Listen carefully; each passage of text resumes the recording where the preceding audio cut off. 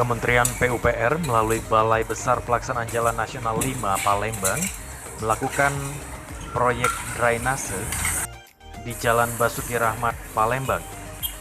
Pekerjaan proyek drainase yang dilakukan ini sepanjang 2 km dan sahabat Sonora dan Smart Listener, pekerjaan proyek drainase tersebut dikerjakan dengan melibatkan 50 pekerja. Sementara untuk waktu penyelesaian proyek drainase belum bisa dipastikan oleh tim Kementerian PUPR. Demikian informasi yang dapat kami sampaikan.